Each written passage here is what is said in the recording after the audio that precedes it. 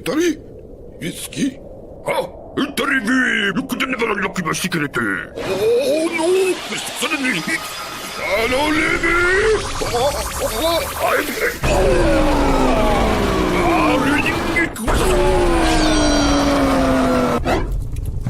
Let's begin. Indeed.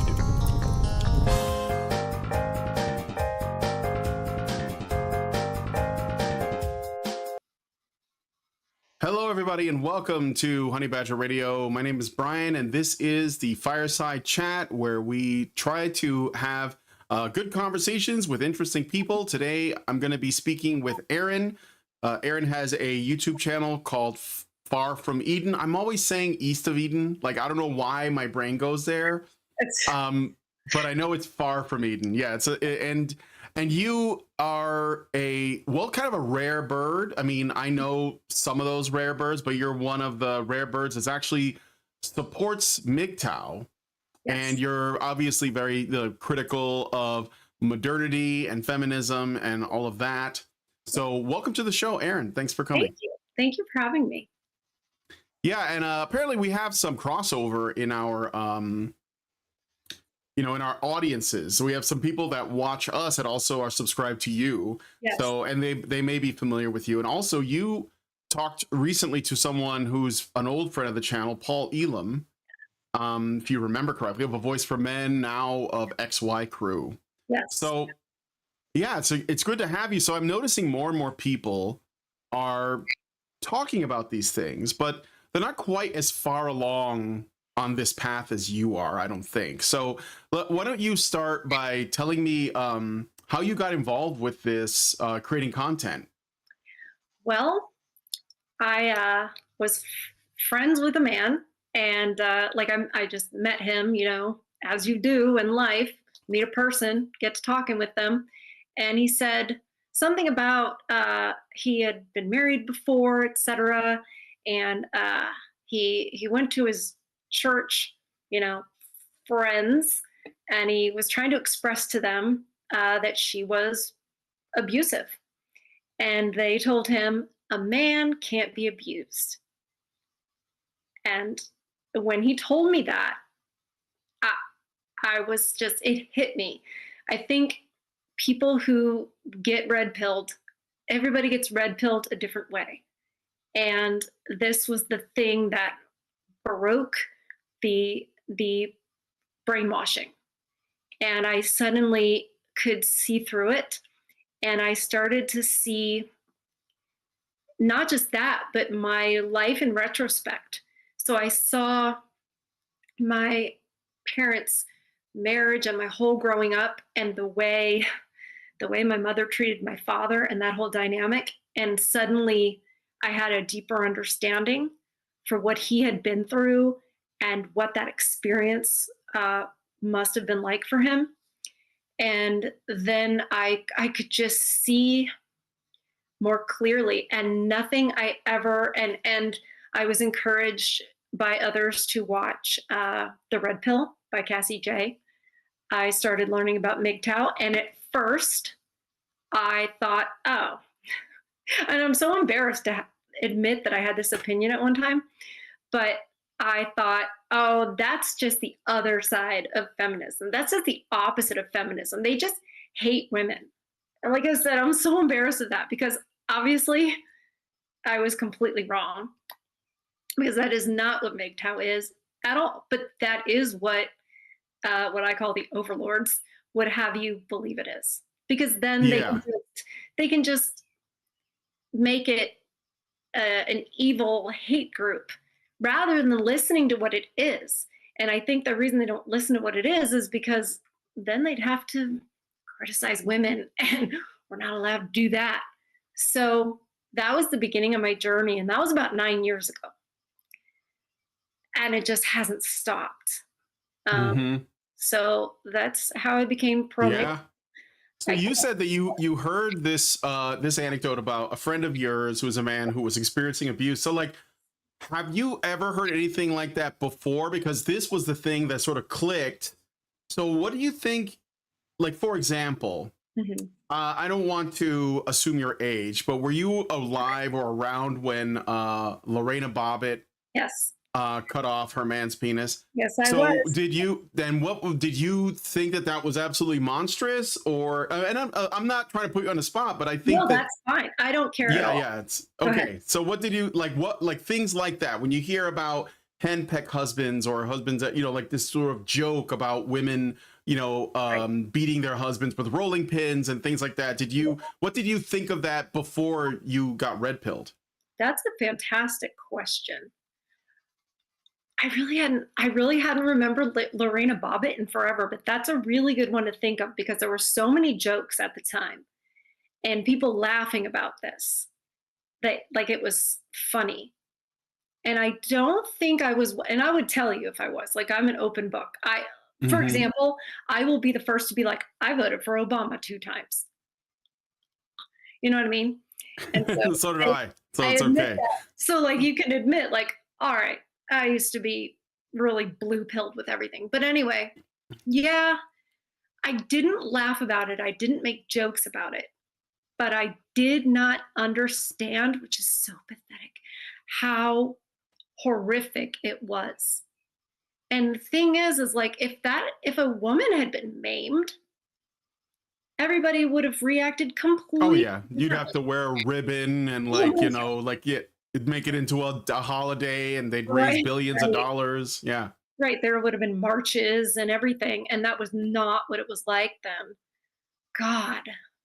Yeah, that's the God. thing. Like, because what I'm wondering about is, we see this. It's sort of like a casual misandry, and it's Yes. so ubiquitous that most people they normalize it in their mind, and they don't really make a big deal of it. Which is why I don't really blame people when they come around, and I'm like, well, look, it was so common that we didn't really think about it. Yes. But there, for whatever reason, maybe your head was in the right space at the time you heard this, and that's what changed for you.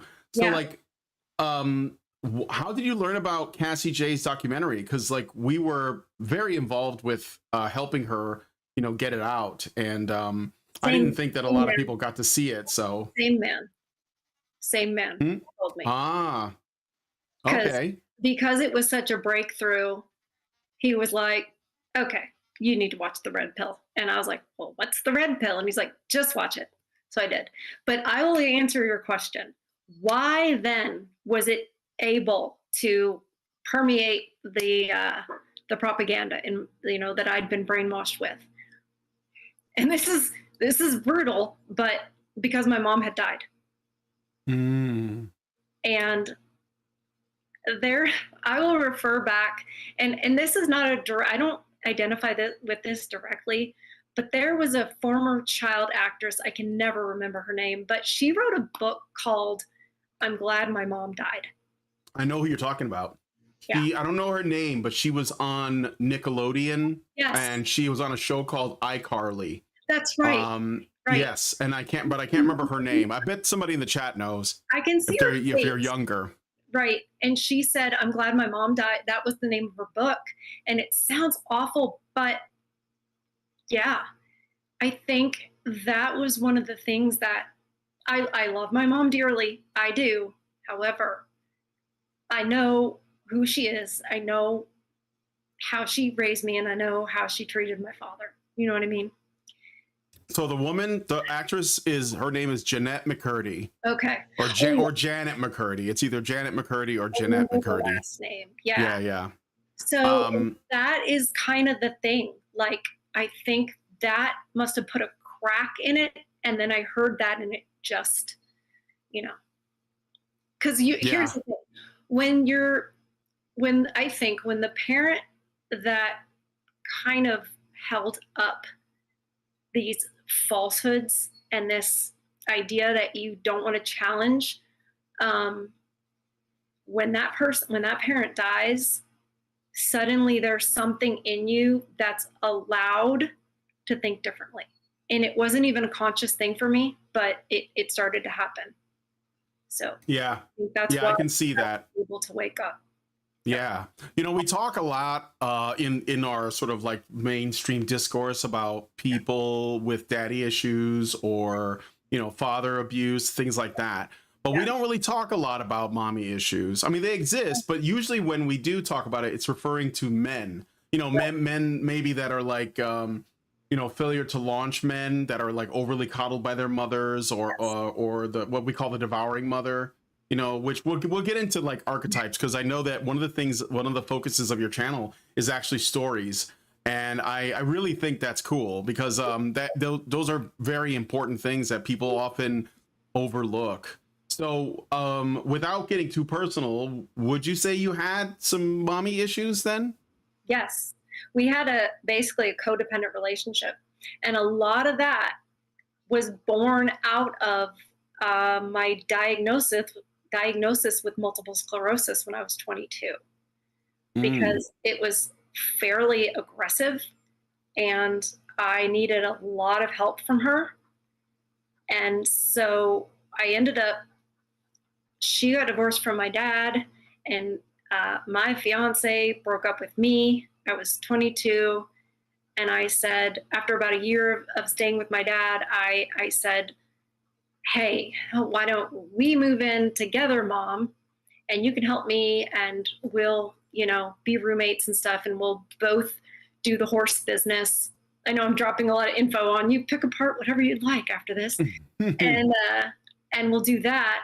And I lived with her, worked with her, all those sorts of things, until she passed when I was 37. 30. Math is not my strong suit. So you were ill, and your mother had to support you, and did that make her like resentful of you then? No, I think, okay.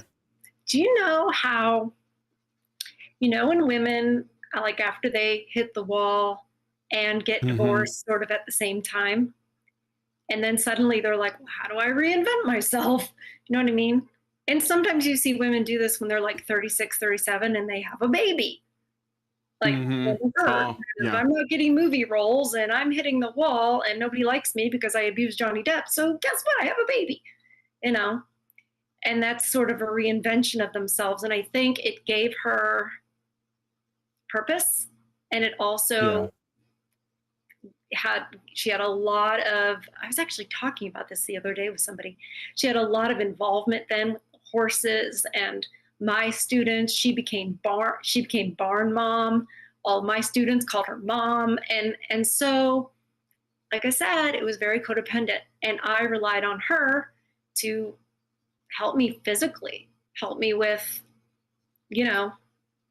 doing things around the house. I used to work in the barn until I couldn't walk anymore. And so, yeah. Well, when men go through that, they just buy themselves a hot rod or try to learn guitar. So yeah, exactly. Yeah, it's sort of what they used midlife crisis. Yeah, right. Yeah. So that's So someone in the chat is asking, so I might as well let you say this before you can keep going. Sure. What it is a summary of what your channel is about. Okay. Well, it started out as anti-feminism because it has followed pretty much the, my mindset and my position as it's grown. So it started out as anti-feminism and quickly became pro-men's rights. But at the same time, I happen to be Christian. But I also am not pro what the church says. Church? Yeah, no, especially because they don't like men, they don't like masculinity. They tell all the men, get government married, and if you really love her, you'll sign the contract. And I disagree with all of that. I don't think that is Christian personally, but I don't either. What are they doing with the government? It's not the government's business at all. And the laws, the way they treat marriage, it's awful. They've got men in a vice. So I don't really fit in with anyone so that's the channel.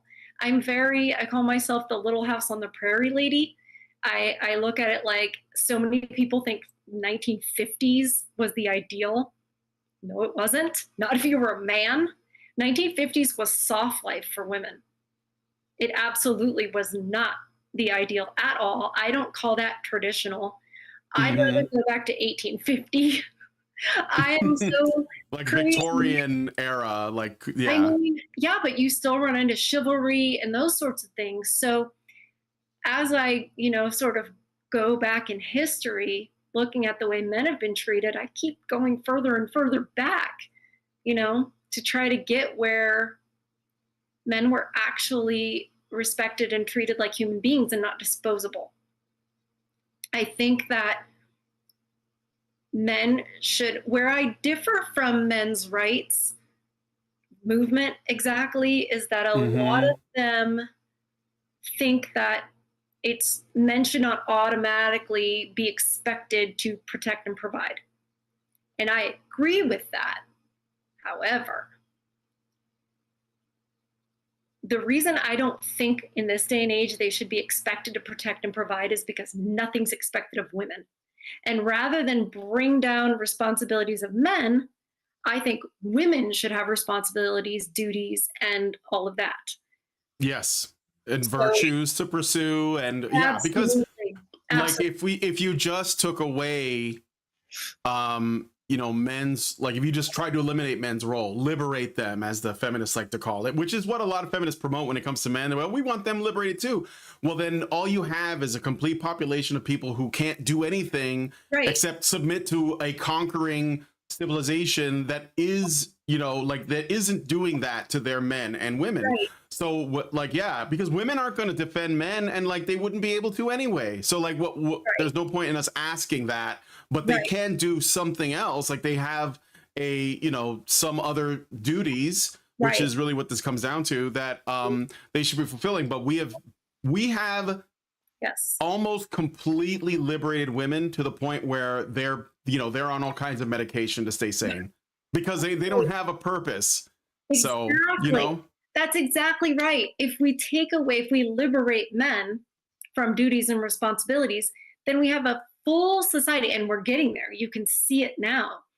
We're getting there to where nobody has any purpose. Nobody has any duties and responsibilities. We do better as humans when we have duties and responsibilities to each other. Like you said. Yeah, it's turning into the mouse utopia. You're seeing it. Right.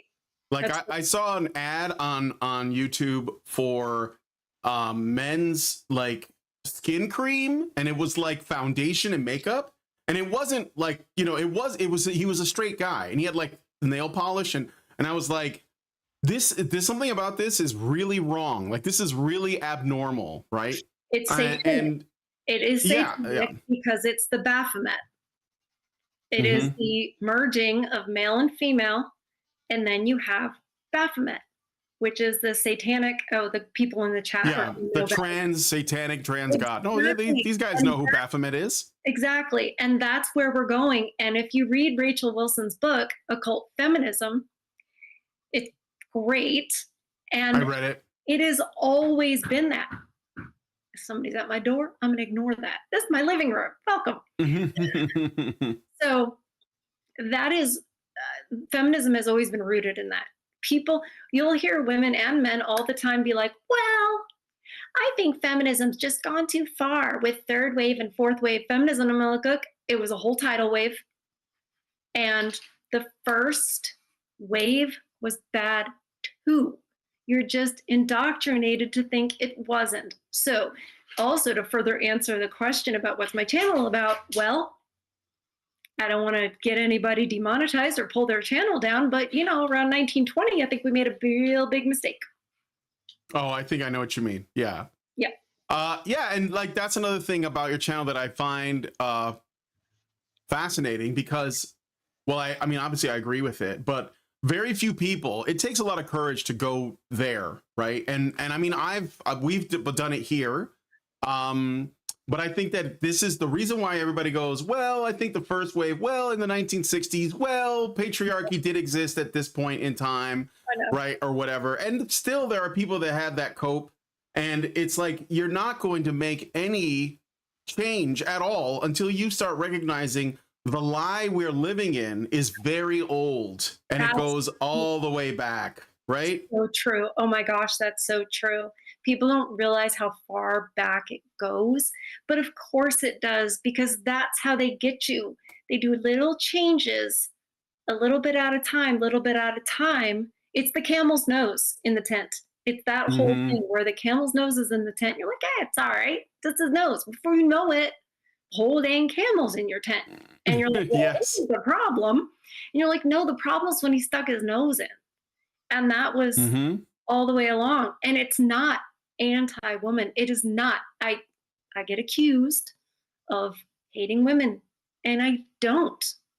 I happen to be one, and it's not internal misogyny or what have you. I just think that we all have our roles. And I think if anybody hates women, it's them. Because I'm the one saying, let's be who we are. Let's Well, you can't hate one sex and not have that impact the other sex anyways. exactly. Mm-hmm. You have Mm-hmm. to understand that we're all, best suited for something. And I happen to think that the woman's real role, what we were intended for, is a wonderful and beautiful thing. It's the people who say, you shouldn't do that role. That role's beneath you. They're the ones that have the problem with women, because they have the Mm-hmm. problem with the woman's role. They're the ones that think it's beneath the man, because they're the ones that want to be men. They're the ones that Yep. want to compete with men and be men. And I'm like, well, if you want to be men, you obviously don't value women. Yes. Although there is something weird about that, because they don't really, they say they want to be men, but they don't really know what it is to be a man. They only see what they think are benefits. Like, Oh yeah. for example, they glorify men who come back from war and get a bunch of medals, for example. And they'll say, women should be in the military because I also think that they should be getting medals. But what they don't, it's like they don't realize that most of those men come back in boxes. Oh, And men are not looking forward to doing that. Like, no. it's always like end result. They want what they think the glory is. They have no idea of the cost. They have no idea. They can't imagine. They want to be, we can't forget the firefighters in Southern California just a little bit back. I'm like, it looks like firefighter Barbie to me. For sure. It's cosplay. Yeah. And all the female cops that are, getting disarmed, accidentally mistaking their taser for the other one. You're like, excuse me, that is not, I don't need to go and try to be in those roles where men are better suited to prove that I'm good enough. Mm-hmm. Because I'm a woman and I'm going to be a woman. And that's a thing. And these women just completely ignore what we're suited for. They want to say they're strong and independent. And I say, oh yeah, well, you're not strong enough to be loyal, are you? You're not strong enough to actually submit to your husband's authority and trust him. That takes strength. It's a quiet strength. It's a very different strength than going off to war. But how about when your husband's in the military, you don't mess around while he's gone? How about you don't alienate the children and move while he's overseas? How about that? We're clearly, we're not strong enough to not file for divorce 70% of the time, or 80 or 90% of the time, depending on the statistic. Yeah. So. I got a Rumble rant I'm going to read out really quick. Thank you to OIC, gave us $1 and said, I will check this out later, but here's a small rumbling dono. So thank you for that.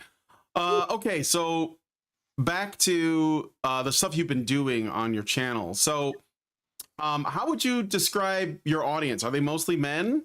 I assume they are. Do you have any women in there? Do you get any feedback from women? Especially recently. Now, it's not a lot, but recently we've had some women comment. I started doing some lives, and I think for whatever reason, that's reaching out to women more. I think it broadens the audience, something. But we have a few women, and I think if women are commenting, there must be a few more. Women are getting more and more curious and supportive of a woman's traditional role, I think, than they have been in decades. Yeah. I don't have my hopes up for a turnaround. I think we're too far gone for that. And I still don't think it's safe for men to date, marry, anything like that. I don't think it's safe. But I know that there are still men out there who are hell bent on doing it. And, but the women are starting to question what they've been told. And honestly, let's face it, there's more of this on TikTok. There's more of this on other social media platforms. Also, sorry to like go on a little mini rant, but the men are speaking up. Gen Z men, there are a lot of Gen Z men who are absolutely based and they don't want these 304s. They're not having it. And on shows like the Whatever podcast and other shows like that, men are speaking up about, look, I don't want a chick with a high body count, okay? And women are hearing it. And even though they'll say, I don't need to please man, blah, blah, blah, that's not true. That is not women's nature. We tend to do what it is we think, well, what will get attention from men, what men will like. That's what we do. And the women are paying attention now. And they're realizing, oh, everybody thinks that's gross. So I don't want to be that, especially I think the 15, 16, 17-year-olds, the ones that aren't ruined yet, they're looking and paying attention and they're like, well, somebody like Ballerina Barbie, that is Ballerina Ranch? Ballerina, is that what it is? Ballerina Farms. Ballerina Farms. Yeah. Someone like her getting like millions of followers, women are paying attention to that. And I don't think it's the best thing, like, oh, she's got all these followers, but that is how you get to women's brains. And they start. I was just going to say, women are more susceptible to peer pressure passively, right? So if they see the tide going a certain way, they're more likely to go along with it. And it's not even really a logical decision. Like, they're not thinking it through and saying, oh, well, this makes sense because it's right. It's like, oh, I don't want to be in the out group. Oh, what? Right. Oh, no. Hold on a second. I'm getting a notice about my Zoom call potentially ending. Am I in the wrong account? That is super weird. Yeah, in 10 minutes. So we'll go, and then I'll just call you right back if that happens. So all right. Okay. So yeah, I'm sorry. I was logged in on the main Honey Badger radio account, but it looks like let me just tell Allison that she needs to like pay the bill. Funny.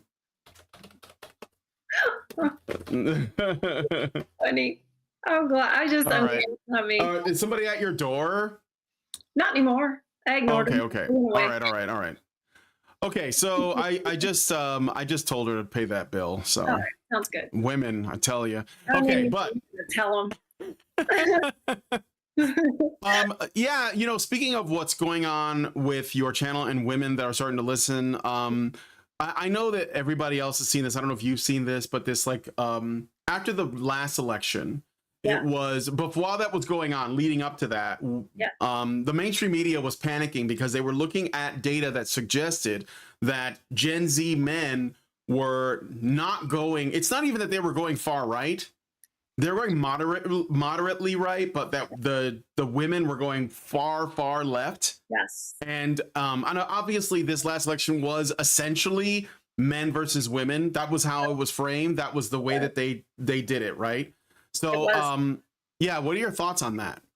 I think, well, first of all, it was very interesting, politically, socially, and you had the women definitely going harder to the left. I mean, they had, I'm trying not to demonetize your channel, but they had a clinic, like a mobile clinic at the we're not we don't monetize these videos anyway. Perfect. So so they had an abortion, like a little abortion trailer at the Democratic National Convention. Yes. And that's like an advertisement, and it sort of propagandized women that are like, if you're strong and independent, you'll do this. And so women were pulled to the left, and all the lies. I'm not a big Trumper. It's not like I'm pro-Trump, but it's just the lies they told about him, that he was a rapist and all this other. And so women thought it was it was pro-woman to rebel against him and go left. And the men were like, that's just a bunch of nonsense that they made up. And they were definitely more awake. And so it was masculinity. Masculinity won the day. And you could see the split, especially in Gen Z.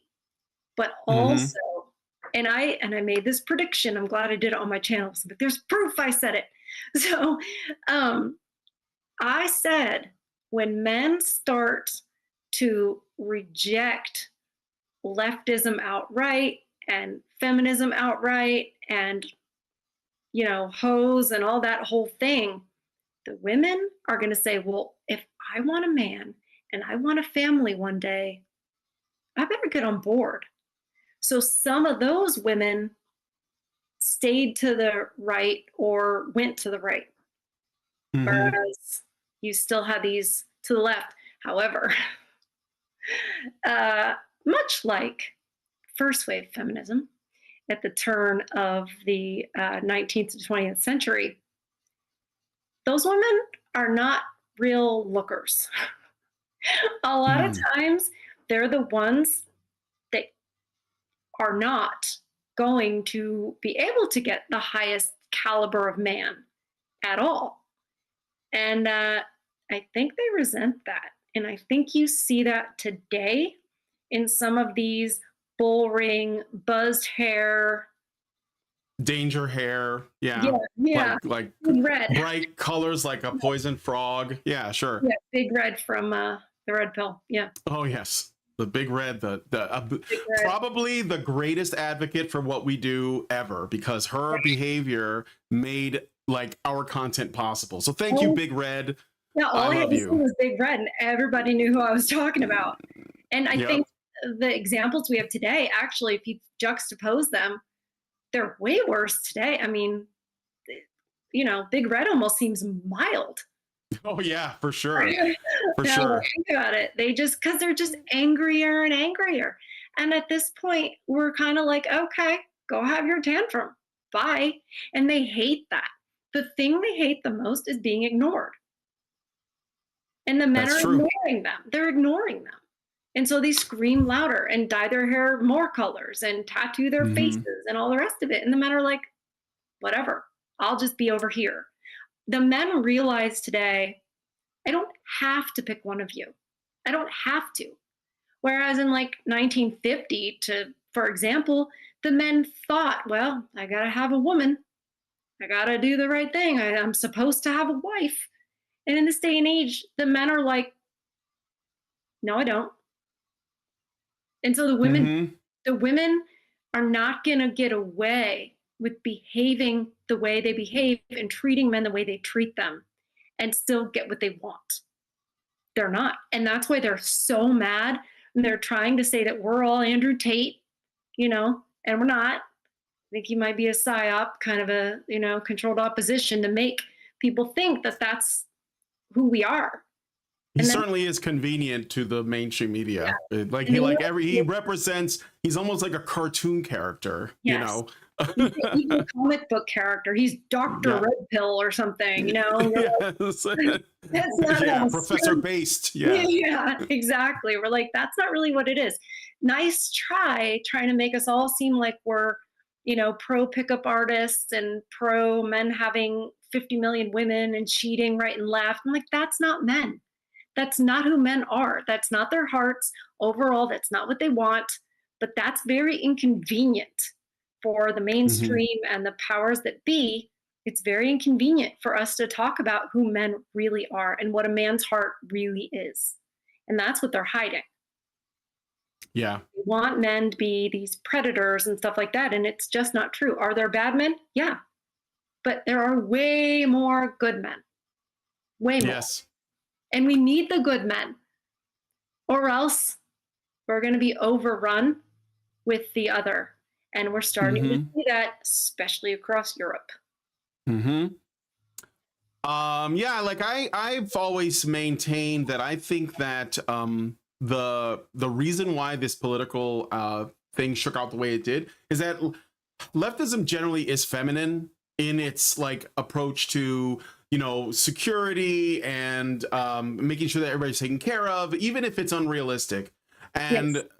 rightism is more masculine. It's more like, you know, want to do what I want to do. And I think that men tend towards that. I remember I had a talk with a libertarian. This is like the saddest thing because he's never got a chance in hell of getting elected, but he was a libertarian man running for prime minister of Canada.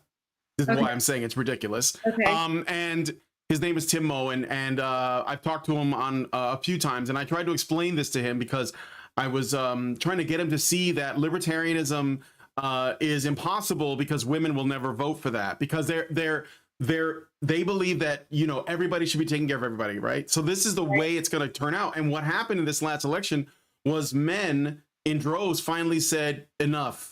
Right. That's what it was, because it was mostly men, and not just white men, although the media wants you to think that. It was mostly Latino men and a large number of black men and other men, because it was the men that said, we're tired of getting treated like garbage by you people, you know, considered an enemy, and you're reaching into our pockets and you're taking our money and redistributing it to women, right? Because the women are the net benefactors of tax dollars. Yes. So they basically made a statement, and that's why things turn out that way.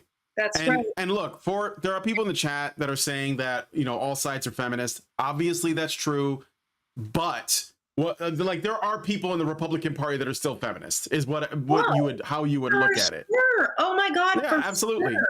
And they say they're not.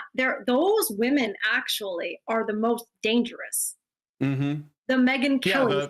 The closeted feminists, right? Covert feminists. And there are men on that side too. But when I talk about the right, I'm not talking about Republicans. No, I'm talking about people with yes, I'm talking about the ideology. Yeah. And if you adopt feminist views, then that is by its very nature leftist. Like that's what it is, even if you claim to be something else, because ultimately what you are doing is saying what? We should be redistributing something to women. Yes. We should be putting women first. We should be spending tax dollars on women, right? That's not like, that's what I'm saying. So just to clarify that. Now, the idea of leftism. Oh, the meeting has ended. I gotta call you right back. Hold on. Let me see if I can create a new one. And we'll start it. Sorry, guys. Just a moment. Okay, I'm going to invite her. For some reason this was there should have been a payment made, and I apologize for how it looks. I'm just going to send her the link again. She'll be right here. I just as this was getting good, you know. All right, so let me just look at your comments while I'm waiting for Erin to get in. I just sent it to her again. I don't know why it's like didn't automatically like do the pay, but she didn't do this. So men are picking alternatives like porn, AI, etc., which is why you're going to see a lot more attempts at censorship and banning all of them, and both the left and the right will support it. Again, I when you say the right, are you talking about Republicans? Because I'm on the right and I don't support it. So like where are you putting me? This is what I'm saying. Like this whole conversation is just twisted because you really want to be able to say nobody advocates for me while I'm sitting here advocating for you. So like, I don't see how that makes sense. All right. I just sent it to her again. Let me see. Working on fixing on my end. No, it's not you. It's not you.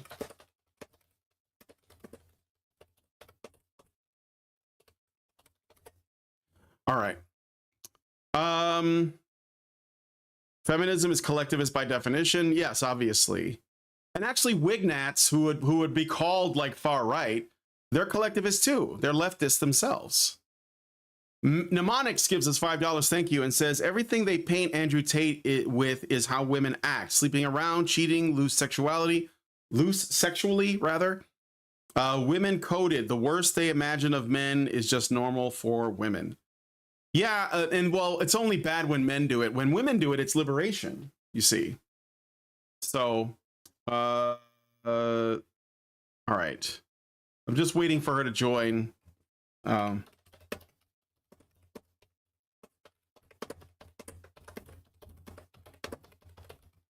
Sends her an invite. It sucks that this happened, but it's not my fault. I do my best. All right. You guys are arguing about atheism in the chat. Look, you're not going to change anybody's mind if you do that. Just decide what you are and leave it at that. You don't have to fight everybody. War. Okay.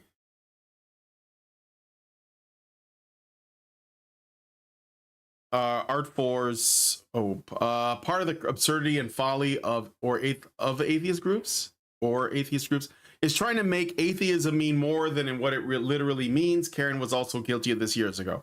Yeah, I mean, Karen's kind of like let that go. She doesn't really talk about that stuff anymore. In fact, I think that it's probably like, to me, the conversation about atheism and theism, I'm not interested in having it because I think that it's just like kind of boring at this point. Like, there are still atheists looking to debate. And the truth is that the most prominent voices in atheism are like the most cringe in terms of their takes, like Sam Harris. Like, the shit that Sam Harris has said is absolutely insane. So, you know, just waiting on Erin. What does she say? It hasn't come through yet. Let me just send it again. I think she didn't see that I sent it, so I'll just send it again. She'll be back here. I may have to go a little bit over the hour, if that's okay with you guys. So she should be here in just a second. But like, this is Allison's fault. I'm just putting it out there. She's the worst thing about Honey Badger Radio. And damn, I thought we moved to Video Ninja. Not everybody knows how to use Video Ninja, Allison. You have to understand that most of the people we have on Fireside Chats are like not tech savvy enough to run Video Ninja. The two flavors of people that want to control things like AI to protect the groups they care about. The anti-porn types on the left and right. And by left and right, I'm talking about two different flavors of anti-porn. Well, then just say that there are people who are against porn. And they have different excuses for it. I mean, at the end of the day, both of the sides you're talking about are protecting women. You know, and they think male sexuality is disgusting. Like, that's the same. So I don't get the...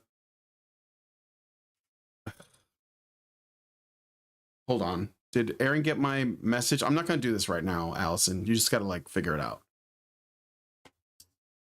Waiting on Erin to get back.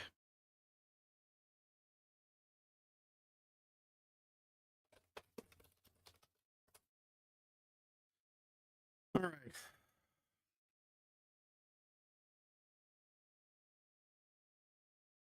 Great Indoors says, I remember Carl made a video about how feminism is a cult. Well, obviously it is.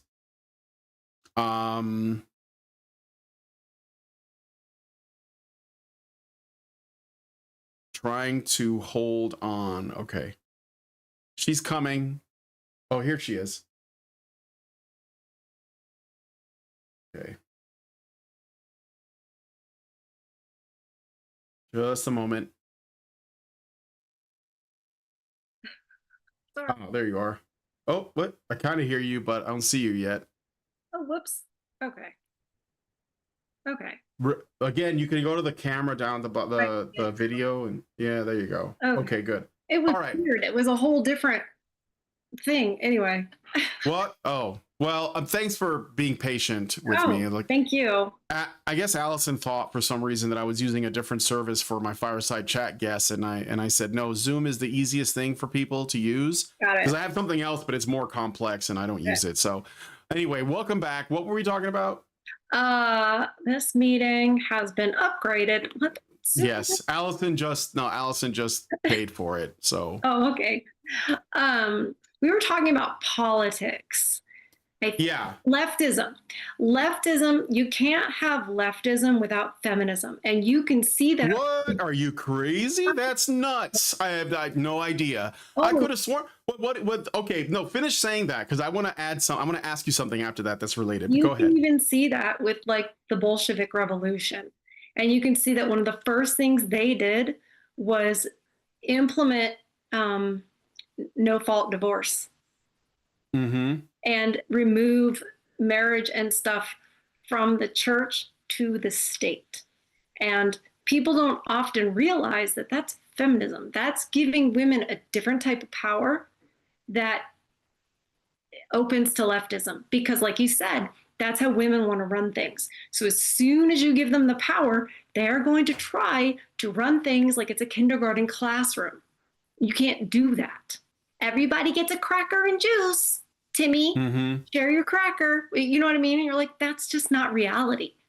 So that's exactly what you said. Well, then how is it possible that there are MRAs that are leftists? Do they just not know that they're basically rolling a boulder uphill that's going to roll back down? I mean, you know what I'm saying? Well, okay, let me put it like this. There are people who advocate for men's issues. Yeah. And they've been doing it. They could be doing it for a long time. They could have just started, whatever. But they want to keep it completely separate from the, let's say, you know, from the dynamic of the political itself. So it's like, oh, I just want to do this, but I don't want to deal with this, right? And my thing is, you have to deal with it because they're related. Like, there's nothing about what we do that isn't political. Absolutely. By its very nature. No, everything is political. Everything is. And people tend to think, well, politics is like when you go and vote. No, it's how everything is run. It's how we all interact. And so you can't have one thing not affect the other.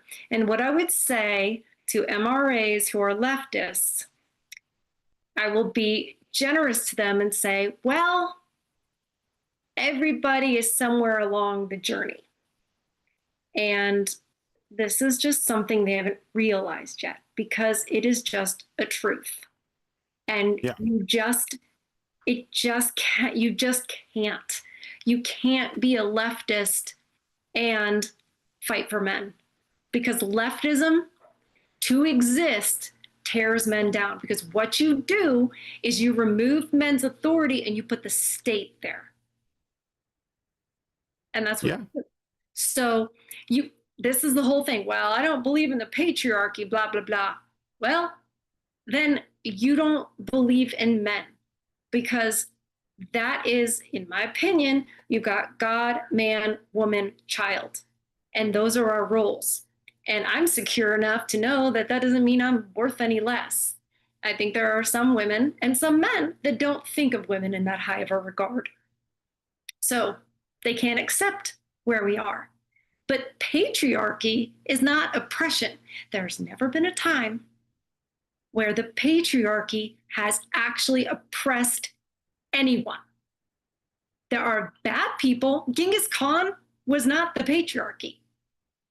He was a bad guy who wanted to, seize power. That's not the patriarchy. The patriarchy protects. The patriarchy takes care. But in order to destroy men and, lie about who they are and how they are, you have to defame the patriarchy. And everyone's got a misconception, in my opinion, about what the patriarchy is.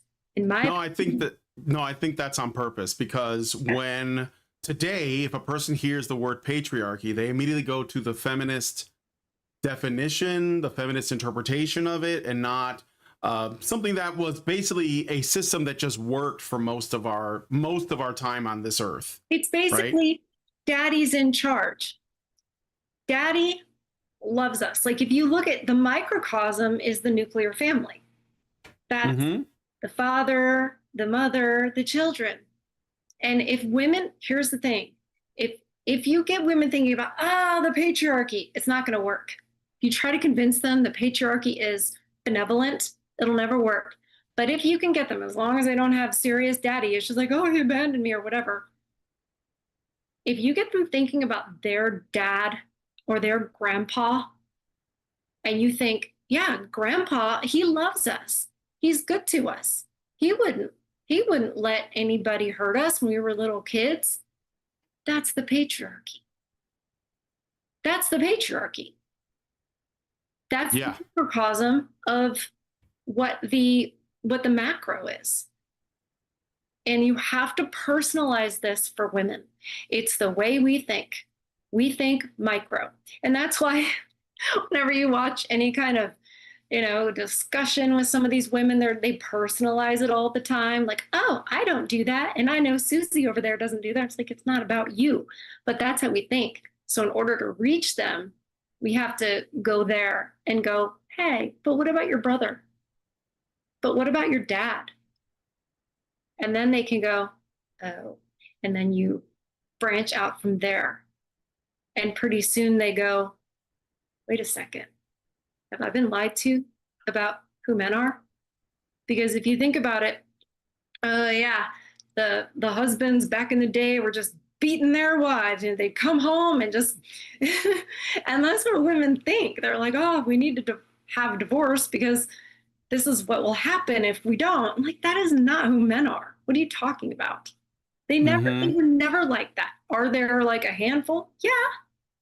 But that's not overwhelmingly what it was. And if you start to think about your dad, think about your grandpa, think about your great grandpa, was that going on? Was grandma, complaining about that? No.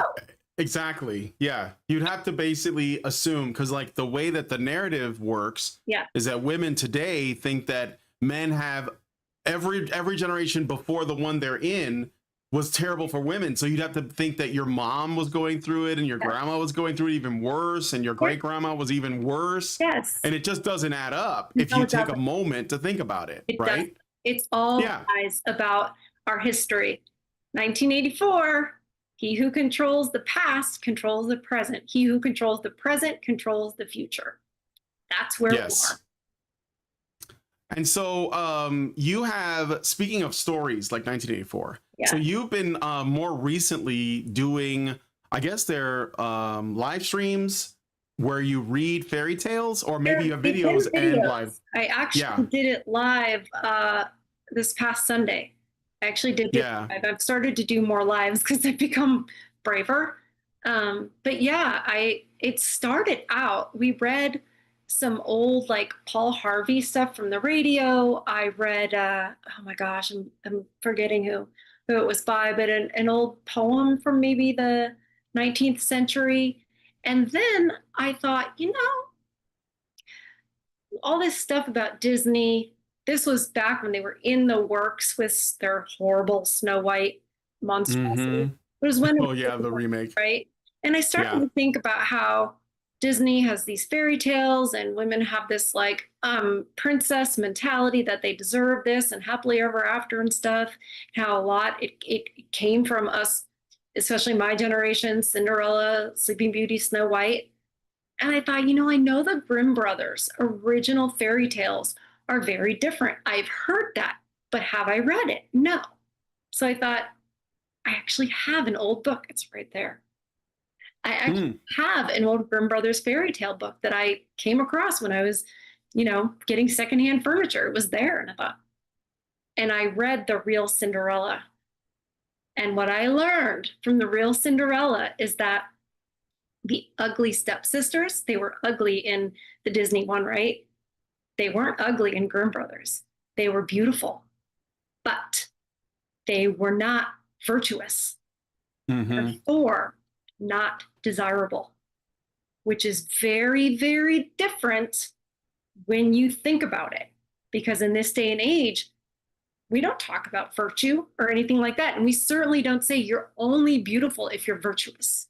And if you're not virtuous, you're ugly and undesirable.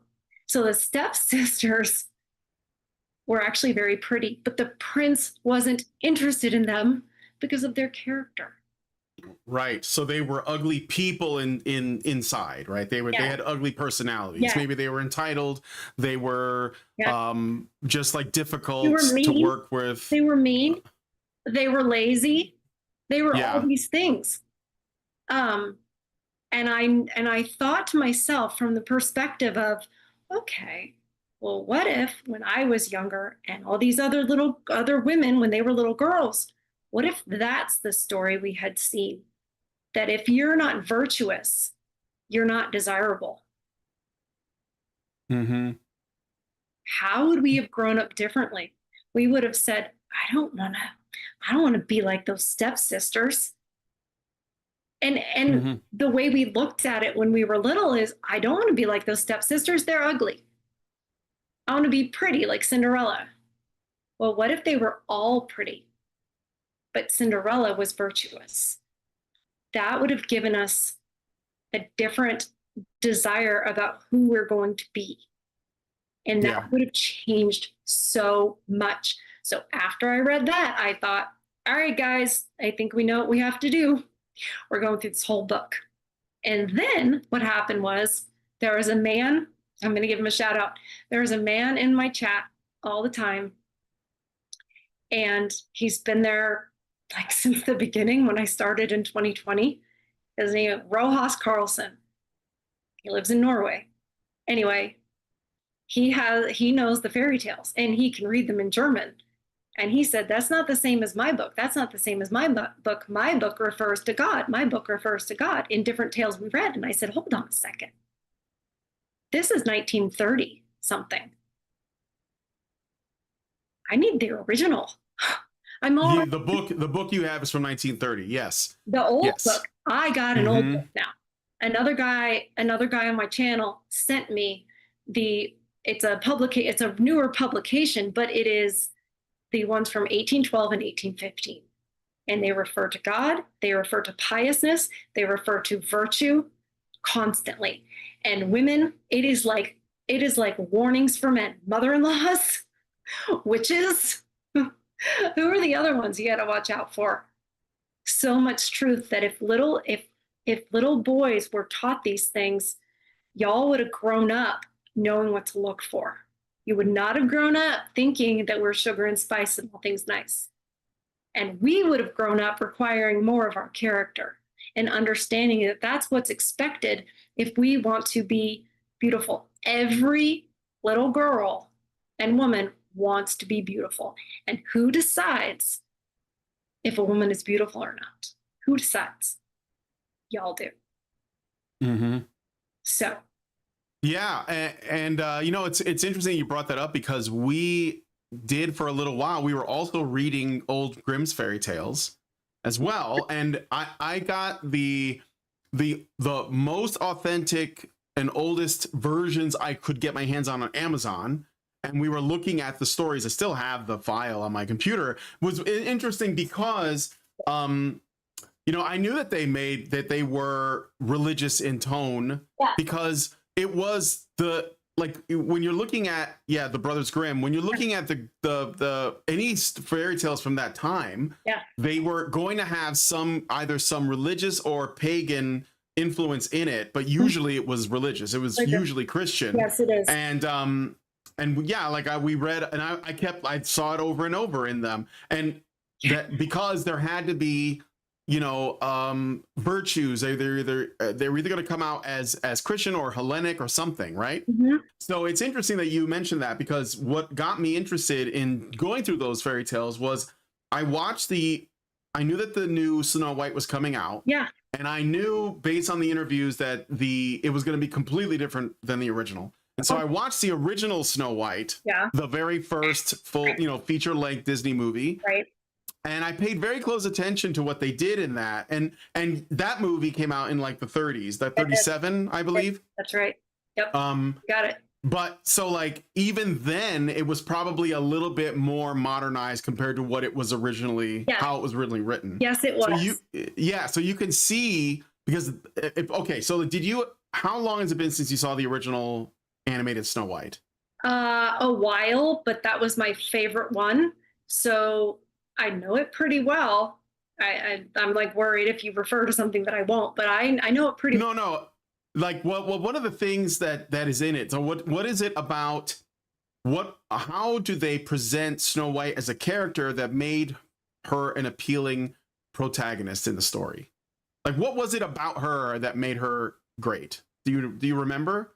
Are you talking about the way she looked or the way she behaved? No, not the way she looked. Obviously she was pretty, but the way, her behavior, her actions, her responses to things, that kind of stuff. She was gentle. She served the dwarves in exchange for them housing her. She she didn't obey them very well because she listened to the queen. She opened the door for the queen, but I don't remember in the movie if the dwarf said, "Don't open the door for anybody." It was, I don't remember that exactly either. I think they were worried for her, they were. but she was really innocent and didn't Yeah, she was know. But I innocent. think, yeah, she was very innocent. So like And sweet, yeah. yeah, the thing about it that stood out for me was basically what you said. Like she was, her virtues were her charity, Yeah. her good nature. So like no matter how hard her life was, she No, was grateful. she wasn't. Right? Yeah, she wasn't complaining. No, even when she was like a slave to the queen and she was just like cleaning around, she sang songs, she made the most of it. Yeah. And when she found the dwarves and she said, I have to do this for them in exchange for this, right? So like there was an idea of being of service. And of course the dwarves needed it. And her feminine, she basically brought a feminine touch to the dwarves experience. So it was basically like, yeah, it was basically like essentially what it was trying to do was say, okay, what are feminine virtues that we can show, right? And how do we express it? It's not her fighting battles. It's not her leading a revolution. Yeah. You know, all this like goofy stuff that we see now, this girl boss stuff, is none of that, but it was really impactful. It really was. And it was a very good example of the feminine and the masculine coming together. With the dwarves represented, they worked really hard, you know? They dug in the mines all day. And, you know. Well, that's why the place was a mess, because by the time they were done, they were bushed, so they go right to sleep. So like their house fell into, you know, a bit of disrepair. Of course. Yeah. And they, you know, they couldn't really take, it's not that men are messy. Men are very organized and clean, but they were exhausted. And I mean, imagine coming home from a mine. It's going to be dirty. And she brought, like you said, feminine. It was more than just clean. It was peaceful. Yeah. And she was kind to them. She didn't resent them for being dirty. She didn't nag them. She was grateful through all of the hardships, the things that aren't fair. She was grateful through everything. She was grateful to the huntsman who came to take her heart out. She didn't sit there and, oh my God, I can't believe that evil queen. And you go there and you cut her heart out. She never sought revenge on the queen. She didn't say, guess what? Well, she didn't even know the queen had poisoned her. No. She was completely clueless about that. She knew that the queen sent the huntsman to take her heart out. She knew that. Mm-hmm. She never said to the dwarves, guess what the queen did? Let's go get her. She never said that. She never expected that of them. Mm-hmm. Yeah. I don't think she ever expected anything from them. She was grateful to them for giving her the opportunity to have a place to stay. Yeah. Yeah. And one more thing too is I thought this scene really jumped out at me. She prayed for the dwarves. Right. So, like there's a whole, and the thing is that in 1937, if you saw something like that, you wouldn't think anything of it because that was so normal. But today you're like, oh shit, like pardon my French. No, she prayed for the dwarves, and yeah. And what I wanted to bring it to, the reason why I'm bringing this up is that when I say that we have lived under a feminist paradigm for longer than anyone has been alive or their parents, like this is very, very old. And so most people don't know they're operating within that paradigm. You can look at the evolution of these Disney movies as a sort of like a microcosm of an example. So you had the Snow White movie, which was their first feature film, 1937. World War II hadn't even started yet. This is how old it is. Right. And they had like subtle Christian themes, and then it moves as more films come out, they move further and further away from the grim fairy tales in little steps. And I'm not even saying that Walt Disney himself knew he was doing that. I don't think he did. I think that they were operating. I mean, I don't know. I'm thinking they were operating within the paradigm. But people in the chat are going to be saying 33rd degree Mason. I don't know. I don't know much about that's all right. About Walt Disney in that regard. But I will say that people will say that it is only in this recent spate of Disney movies where they've jumped the shark. And what I'm trying to tell you is that this has been going on for much longer. And one of the things I bring up is The Little Mermaid. But all of the stuff from the Silver Age, like the sort of renaissance of Disney, Little Mermaid, Sleeping Beauty, and all that, they were all progressive, like very progressive, right? Like Belle was like smarter than everybody in town. She thought they were all bumpkins and didn't want to be there anymore. Yep. And yet Gaston is the guy we're supposed to hate because he, you know what I mean? Like, reminds me of Titanic. Yeah. Cal. What were you going to say about Titanic? Oh, that Rose is the villain. Yes. Titanic. It's kind of like Cal.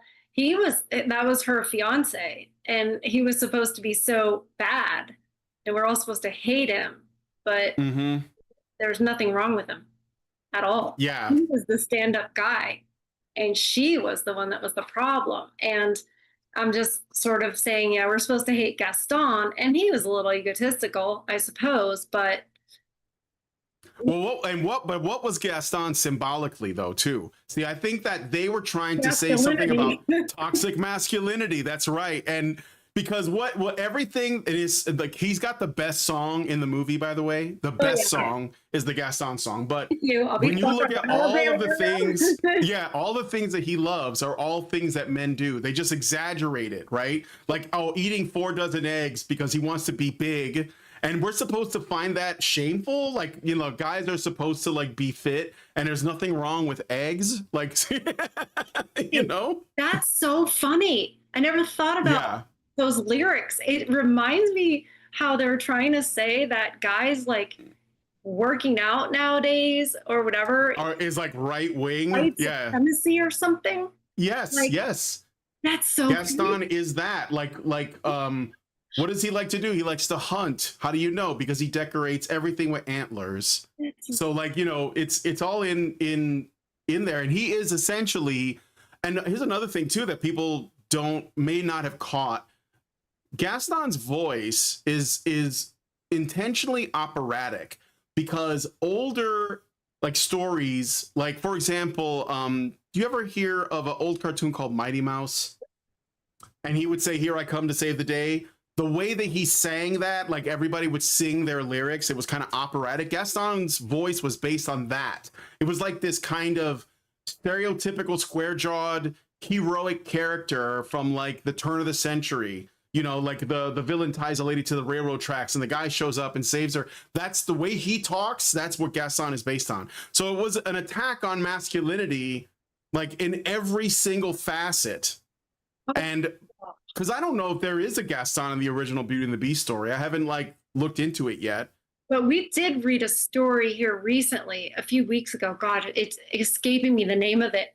But the men in the chat were saying, this is like Beauty and the Beast. This reminds me of Beauty and the Beast. And I don't know what it was based on. And I can't believe I can't remember what the name of it was. But yeah. Wow. And here's another thing too, is that in the original, the original lesson of Beauty and the Beast, it's supposed to be, I'm pretty sure, that Belle, or whoever the main female protagonist is in the story, is supposed to learn to be less shallow and see past, like it's her growth, right? But in the movie, that's not really what happens. The Beast has to simplify. The Beast has to become gentle. Yes, she tames him in a way. She tames him, right. Yes, right. And this is like, I don't think that's supposed to be the story. No, it's like, because obviously Gaston was toxic masculinity. So the Beast is kind of that too. And so she's got to tame him, but I'm not a fan of Jordan Peterson, especially not anymore. But back when I thought he was different, he said something to men about you need to learn to be a monster and no, that's true. Control it. But have it under control. Yeah. Well, that's the thing. Like, because you all have that inside of you, and it's not something to take away. I think part of that's why men need fathers so much, and why a mother cannot bring a boy into manhood, because we don't understand all of that because we don't have it. You know what I mean? We don't have that capacity for violence like that. We just don't. And I remember Myron from Fresh and Fit, and he does a lot of other things. He said something that blew my mind. He said, women don't understand violence. And I went, that's such a simple statement, but he's right, because we can't. So we don't know Well, boundaries and stuff like that. So we tend to think, oh, it's all bad. You can't run a society like that. Yeah. Also, though, when men and women get violent, it looked really different. And what I mean is, I'm not saying that it's different because men are stronger. I think that men, like, let's say two men get into a fight, okay, at a bar or something. They usually go until one of them submits. Like, it's not like I'm going to kill this man with my bare hands. It's like I'm going to. It's like bucks, you know, like butting heads to see who wins, and then the other one submits, and that's the end of it. Right. But when women get into fights, it's like they're trying to do permanent damage to each other, and I think it's because there isn't the same kind of social, I don't know, like constraints on that. So women go in like they're trying to finish them off. That's why I think, you know, nobody wants to talk about it, but that's why lesbian relationships have like the highest rates of domestic violence. That's right. You know, we don't have the boundaries on it. We don't have proper boundaries on violence the way men do. We don't learn that growing up. And it's sort of like it's in desperation, and it's all emotion. So there are no boundaries. It's all emotion. And as long as that rage is going, fight's still on. And actually, I was at a baby shower the other day, and the people are very Christian, very conservative. We prayed before the shower started. It was nice. I'd like them to be a little more, but you know. And the mother was telling me, and she's like in her 60s. She was not the mother of the baby, the mother of the lady who's having the baby. Anyway, she said to me she was watching two boys, and one is very like if something happens, he goes and runs to mommy. The other one, and these are like, one's 8, like 2 years old, the other, like they're little, right? So one like runs to mommy if anything goes down. The other one kind of is not a bully, but more that way, domineering. And the lady said, I just let him work it out. And I didn't let the little one run to me, and I didn't do anything. And what happened was the little sort of, we'll call him the wimpier one, right? The more passive one learned to stand up for himself.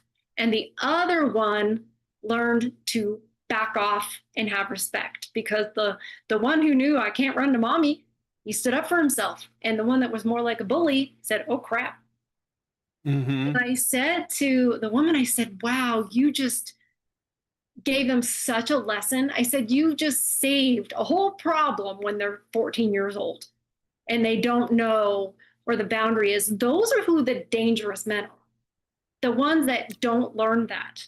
Absolutely. Like when you look at the low impulse control that happens, where this is what I'm saying, like this is learned from, from your father mostly. So like the Carmelo Anthony incident. Okay. This is a product of a man who is thinking like a woman. So he goes for the fatal blow, right? Because why is it that women start more wars when they're put in positions of power? Like why is it queens start more wars? Because they don't see the costs, right? They're not the ones. It's not just that politicians don't go to war. Obviously they don't, although a lot of politicians are veterans, but it's that they don't know what the cost is. So they just use force, right? This is why they're okay with statism as well, because they're like, well, I'm just going to get the resources and redistribute them. Well, what does that mean? Well, it means pointing guns at people who make money, but I don't know what that looks like, so I'm just going to do it. And so like when you get, this is the thing, fatherlessness is it's exacerbating this problem. It's making it to where like boys and girls have lower impulse control. It comes out in boys, it comes out with more violence that is more unrestrained, that is less measured, that is less, like controlled because but the strength and power is still there, but they have the emotions of a woman.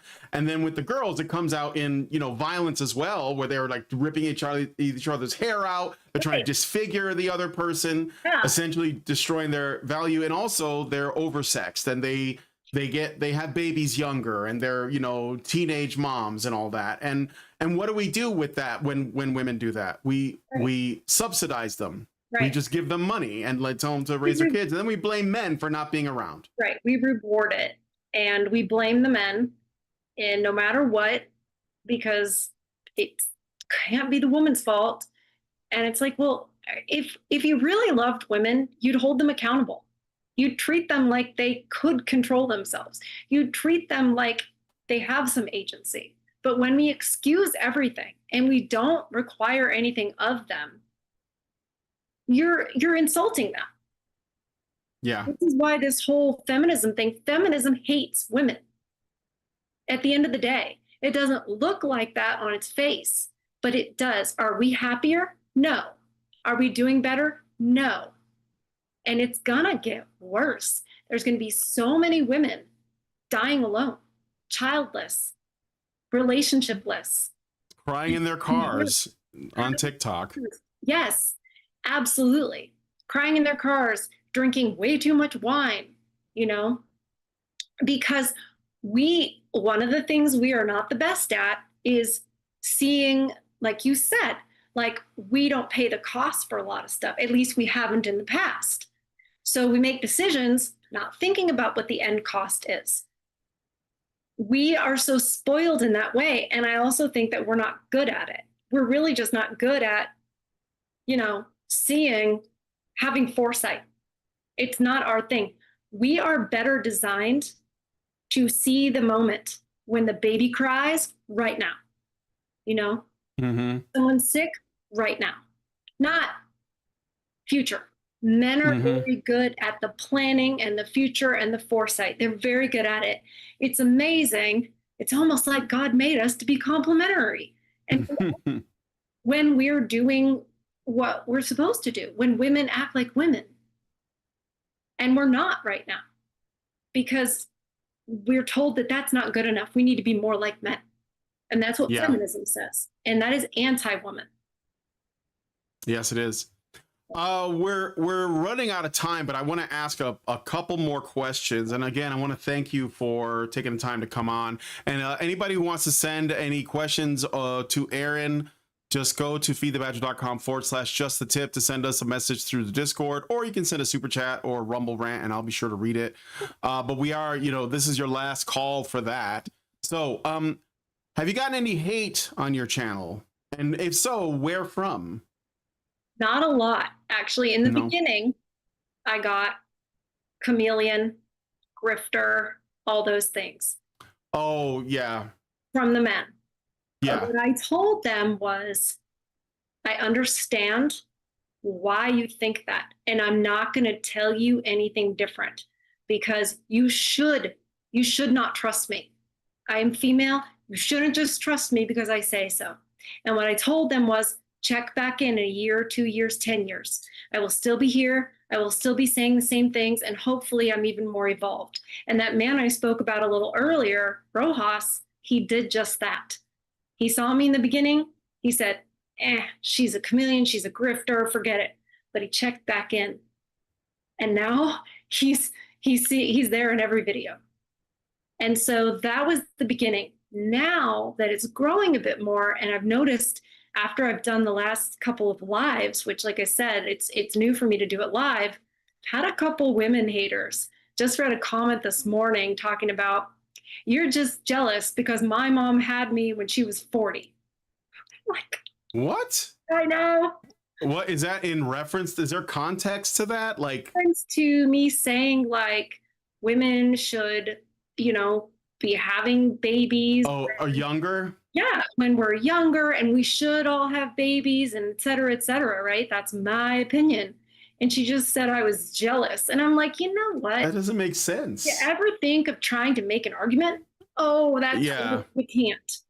No. So it's things like that. It's just little things like that. You have internal misogyny. And I'm like, all right, well, prove it. Well, what's interesting about that is that, like, if her mother had her when she was 40, Yeah. she might have some issues, like genetic issues. And if she doesn't, she should probably be extremely grateful that I thought like that that she too. lucked out on that. Yeah. No, my brain went a little darker. I thought, I wonder if Down syndrome baby she aborted before she had you. Yeah. That's Well, what it's, my I brain mean, thought. yeah. I'm like, well, good for her, but that was irresponsible and way to pick out, they always pick out the extreme example to make a Yeah, point. their anecdote trumps your data, Why right? am I jealous? Well, I'm glad I like, know somebody. had a baby. Yeah. Yeah, for sure. Um, so what's next for you? Do you have any new formats, topics, or projects you're working on? Well, I am trying to do more lives. That's my goal, is to do more live content. Um, Hopefully to do more interviews like this to try to, you know, spread the message a little more, just because I have such a unique perspective where I'm Christian, but I'm anti-marriage, not anti-marriage, but Anti-marriage to the state. this right by the state, and in this current climate with the laws the way they are, even if you're not government married, still very difficult. And with the culture of women just like, I'm not happy, so whatever, you know what I mean? Mm-hmm. So I think it's a unique perspective that I think needs to be out there. And I Yeah. think that, I don't know, I'm not trying to get too big for my britches, but I think that I can reach some women who are reachable. I think it's very much like The Matrix, the movie. Mm-hmm. I think some people just can't be woken up. Yeah. No, for sure. Some people can't. It's just a matter of reaching them. And I think I'm developing how to do that because I was there. I was pre-red pill at one time, and now I'm Mm-hmm. here. So I know how I got here, and I would like the opportunity to bring other women along, because it's gonna take the women to turn back any of this that we can turn back. We were the catalyst for making this get bad to where it is. And so the men can't fix it. Nobody listens to men. Y'all are toxic and this, that, and the other. The only people that are listened to is women. So it's up to us. It's up to us to defend the men because they've been silenced. So I want to reach as many women as possible to bring these things to light. That's kind of my goal. So I'm looking for, new ways to do that. Yeah. So it's interesting you brought that up, because I've talked about this concept comes out of Maoism. It's called black categories. Yeah. And men have been put into a black category. That means that just the mere mention or the understanding that a perspective is coming from someone who is male, then people are programmed to automatically turn their brains off, especially if that man is advocating or speaking out for men. So with that in mind, do you think that there is an advantage to being a woman when you're having this conversation? Absolutely, all day long. Because as soon as the man starts up, immediately he's all these things in their mind. It like triggers something, like somebody who's been hypnotized. And for example, the other day I was at physical therapy, and she asked me, what you got going on this week? And I told her I was going to interview with you. I told her what a honey badger was. And a lot of these people have never, like your normies, have never heard of men's rights. They don't even know men need rights. Like they've been taught, all the baloney. And I gave her examples. I said, like how the family court system always favors the women. And I said this, because, you can say men are trash, but can't say women are trash. Can't say that. And she was like I saw it in her head. So I'm dropping these little pearls of wisdom wherever I can go, that I think it'll just get in their brains a little bit, and they'll go, next time they hear, and they will, if they're a woman, the next time they hear somebody disparage men, say something like that, their brain's going to go, oh yeah, that's really not okay, because we wouldn't want it the other way around. Yeah, I find more success with men. Women they don't want to hear what I have to say. But if Right. But if men ask me what I do and I tell them a little bit about it, not even almost, every single man I've spoken to has a story. Yes. They'll be like, oh, I know a guy. Oh, I went through this. Like, I just went to a funeral service for my oldest friend. He passed away. He had albinism. Yeah. And so I known him since I was like 3 years old, 4 years old. So forever. He died, and I went to his funeral because if you have albinism, it comes with lots of complications, and they usually don't live that long. Like he made it to like in his early 50s. Okay. But I went there and I saw a bunch of my old buddies from high school, and I hadn't seen these guys in years. Yeah. And we sit down and we're talking, and I'm like getting like, hey, what have you guys been up to? And like more than half of them are like divorced or separated, and I'm like, oh. And then they ask me, so what do you do? And I'm like, well, I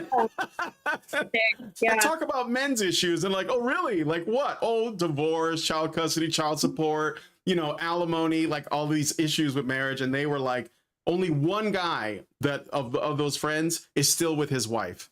Right. And I was like, hold on to that. Like, so I don't know. What's his life like? Is he living happy wife? No, he seems to. No, I think that. Well, I don't really know. I didn't like go into it too deep, but he's got 3 children. He's been married for 20 years. Yeah. It could simply be he's just doing everything he's told, so he doesn't step on any eggshells. I don't know the story. I didn't want to get into it too much. Right. But my point is that when I think that you're right about that. I think that women in the space, and there's been a lot of women talking about this stuff that have like overnight just blown up, like 100,000 subscribers, etc. And I think you're going places. But what I appreciate about your work is that you're willing to say the things that even those women are not willing to say. Yeah. Okay, I'm not naming any names, but I think you guys know. I know exactly. Yeah. Well, I'm not going to do things. I know what to do where I can just get views. I know exactly the type of videos to make where I just get lots of views. Sit there and react to TikTok and be like,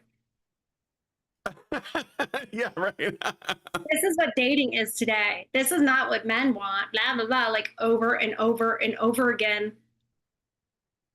But okay, let's get down to it. Let's really talk about everything. Like you said, leftism, history, culture, everything. I cannot just contain it here. And I will not just do things because of the likes or the views or this and that. I want to do something that's actually meaningful. Yeah. I want to have something that really matters. And so, subs have slowed down a little bit for me lately. And, when that happens, you start to go, well, am I not doing it right or am I not? And I said, no, you're just not getting the easy stuff. You're not getting the low-hanging fruit. Because that's not what Far From Eden is. And I won't compromise it. I won't stop talking about God because obviously that's going to limit. Some people are going to be like, oh, and click it off. And that's fine. It's not for you, I guess. Not yet. So, yeah. Yeah. I totally understand. So, yeah, no, that's great. Okay, last question. I'm just checking to see if there's any super chows or super chats. I don't see anything yet, but I don't want to miss anything in case something got under the radar. Okay, so since you started doing this, in what way, if any, do you feel you changed the most? That is a great question. How have I changed the most? I have become obsessed with the truth. And the more I do it, the hungrier I am for the truth in everything. And I have noticed that everything points to that. No matter what you're doing, no matter what you're searching for, if you're searching for the truth, it presents itself, if that makes sense. And it grabs hold of you and you can't look back.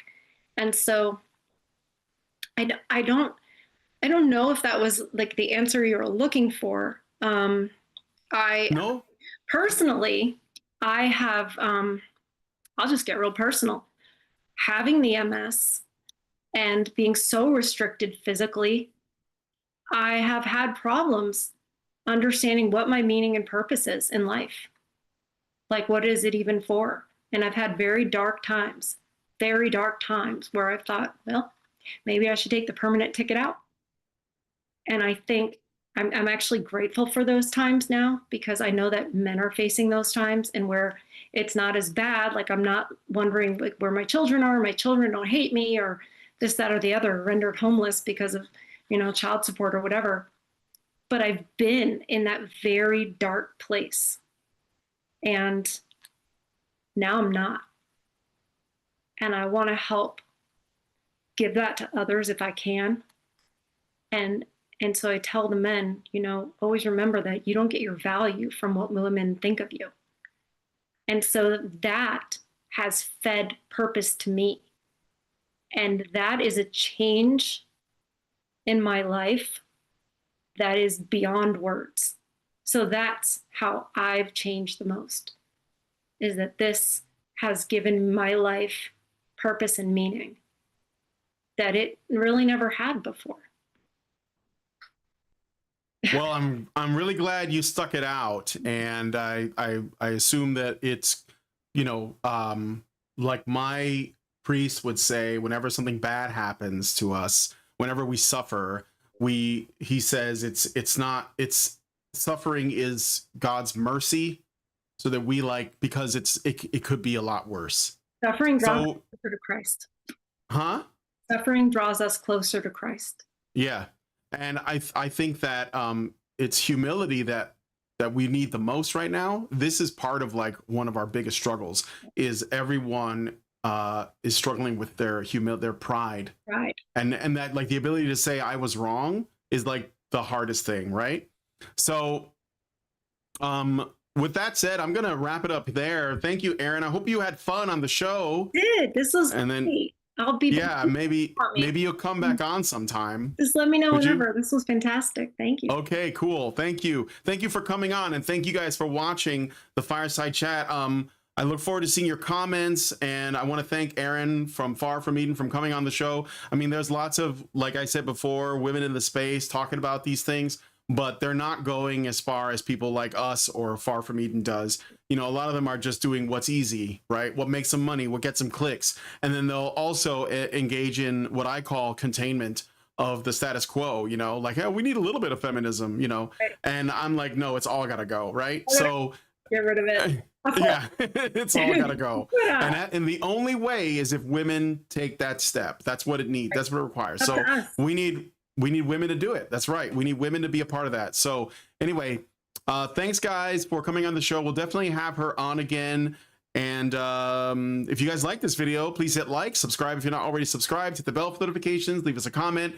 Let us know what you guys think about what we discussed in the show today. There are links to all of Erin's places in the description of the video. And please, please, please share this video, because sharing is caring. Thank you guys so much for coming on today's episode of the Fireside Chat, and we will talk to you guys in the next one. Are machines, dude. Okay, they are literal machines. They are talking point machines. They are impossible to fucking deal with, especially if you have a couple dudes who have good memory on top of that too. Holy shit, you're fucked.